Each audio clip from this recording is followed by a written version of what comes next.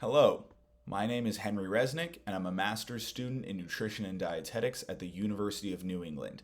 Today, I'll be presenting my IRB proposal. The title on your screen tells you what this study is about, but the real question driving it is simpler. We know vitamin D plays a role in muscle function, and we know deficiency is common.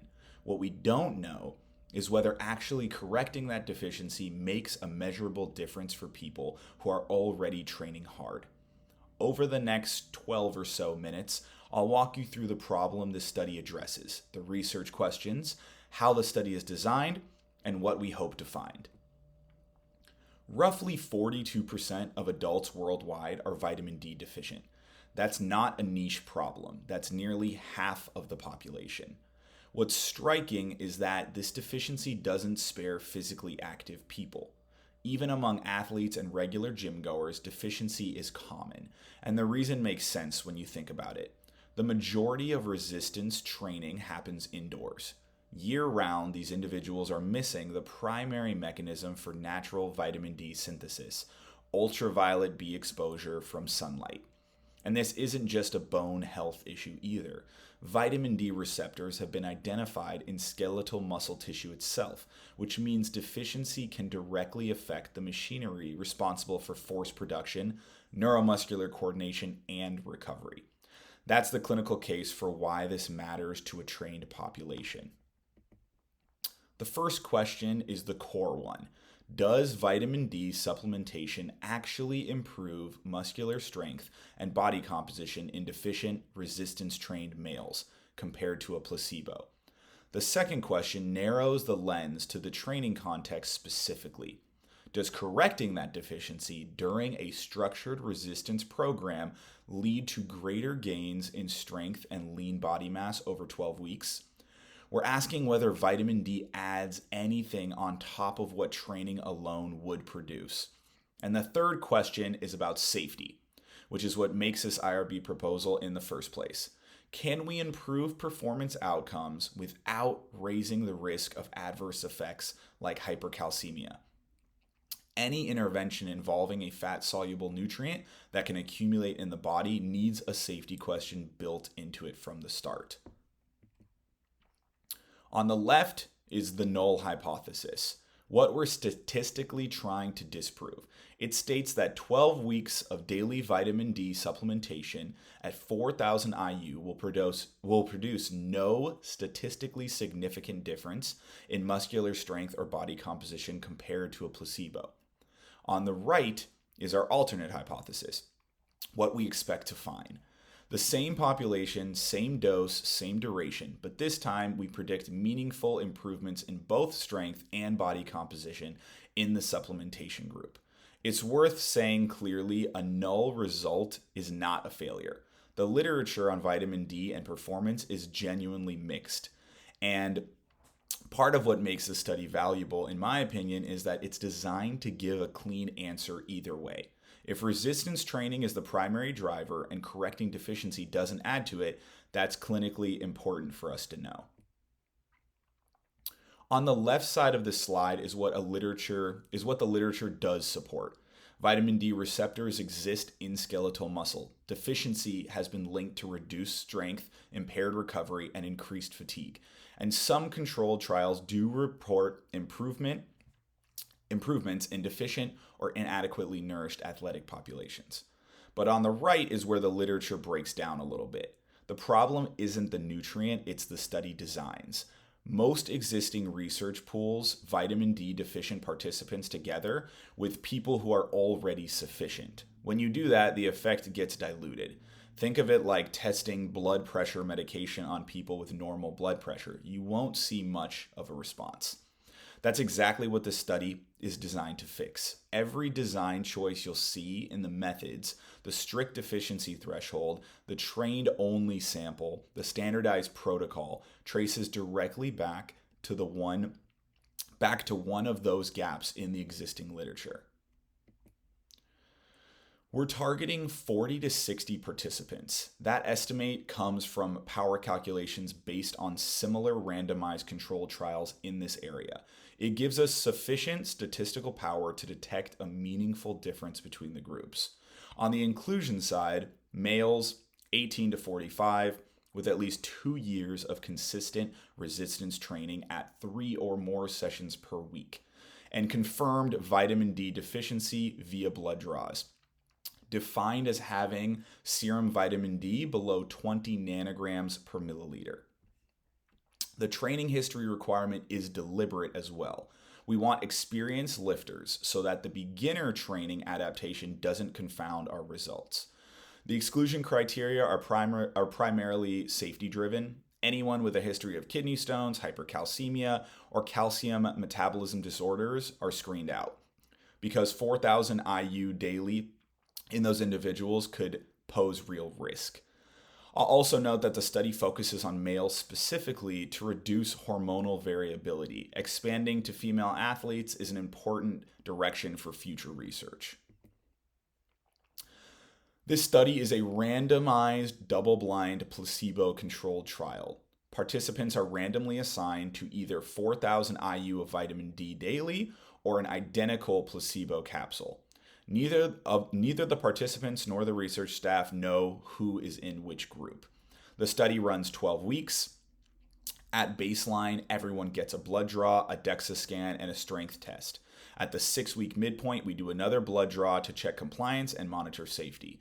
At week 12, we repeat all 3 baseline assessments to capture change over time. What makes this design rigorous in everything we're controlling beyond the pill itself is that we're rigorously controlling everything beyond the pill itself. Training is supervised by research team 2 to 4 sessions per week. Dietary intake is tracked through a mobile app. Sunlight exposure is limited to reduce natural vitamin D synthesis during the study period. Without those controls, we can't isolate what the vitamin D is actually doing. For muscular strength, we're using the isometric mid-thigh pull and force plate counter movement jump, rather than a traditional 1-rep max. The reason is reliability. A 1-rep max is affected by technique, motivation, and how the athlete is feeling on the day. Force plate measures are more objective and reproducible across testing sessions. Body composition is assessed via DEXA, which is widely regarded as the gold standard for lean mass and fat mass measurement. All scans are conducted at the same time of day in a fasted state with standardized hydration, because hydration status alone can meaningfully shift lean mass readings. Finally, the biomarkers. Serum vitamin D in our primary compliance check. It tells us whether the supplementation actually raised vitamin D levels in the body. Serum calcium is the safety monitor. If calcium climbs too high, that's a warning sign of vitamin D toxicity, and we need to catch that mid-study, not after the fact. The primary analysis is a 2-way repeated measure ANOVA. In plain terms, this test lets us examine 2 things simultaneously: how outcomes change over time within each group, and whether those changes differ between the vitamin D group and the placebo group. That's exactly what our research question requires. 1, independent variables are grouped: vitamin D versus placebo, and time, pre versus post intervention. The dependent variables are muscular strength, lean body mass, and serum vitamin D levels. Secondary analysis may also explore correlations between changes in vitamin D status and performance outcomes to see whether there's a dose-response relationship. Before running any of that, we'll check the standard statistical assumptions: normality, homogeneity of variance, and outliers. Effect sizes will also be reported alongside p-values, because in a trained population, statistical significance alone doesn't tell the whole story. We also need to know the magnitude of any changes. Safety starts before the study does. Every participant undergoes medical screening at baseline, blood draws for serum calcium and vitamin D, plus a review of their medical history. Anyone with contraindications is excluded, and that monitoring continues throughout. Calcium is checked again at the midpoint and at the end of the intervention. Informed consent is obtained before anything else. Participants are given the full consent form in a private setting, given adequate time to read it, encouraged to ask questions, and told clearly that they can withdraw at any point for any reason without penalty. All data is de-identified immediately. Every participant is assigned a unique code, and identifiable information is stored separately in an encrypted, password-protected system. Overall, the risk profile here is genuinely low. Minor discomfort from blood draws, expected muscle soreness from training, and supplementation dose that falls within established safe upper intake levels. The potential benefits to the participants and to the field are proportionate to those risks. Based on existing literature, we expect to see vitamin D group show a meaningful increase in serum 25-hydroxyvitamin D, confirming that the supplementation worked at a physiological level. We also expect greater strength gains compared to placebo.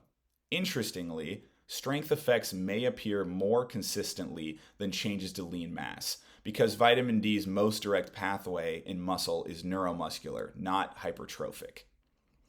What makes the study significant is that it's designed to give practitioners an answer they can actually use. Right now, there's no strong consensus on whether vitamin D screening should be a routine part of sports nutrition programming for resistance athletes. This study is built to address that gap directly.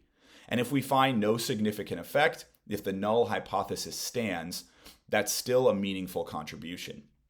It would tell us that resistance training is the primary driver of adaptation in this population, and that correcting vitamin D deficiency alone doesn't amplify those gains. That prevents unnecessary supplementation and keeps evidence-based recommendations grounded in data. To bring it all together, vitamin D deficiency is common in resistance-trained males, even in people who appear healthy and perform well. The existing literature suggests there may be an effect, but inconsistent study designs have made it hard to be certain. This study addresses that directly with a 12-week randomized control trial, enrolling only deficient individuals using standardized training and dietary controls, and measuring outcomes with tools that are both reliable and clinically meaningful. Whether the result confirms an alternate hypothesis or not, the field benefits. If supplementation helps, we support routine screening in sports nutrition. If it doesn't, we help practitioners avoid recommending something that isn't moving the needle. Future research can build from there, expanding to female athletes, testing longer intervention periods, or exploring different dosing strategies. This study is focused first step toward evidence-based vitamin D recommendations for resistance-trained populations. Thank you.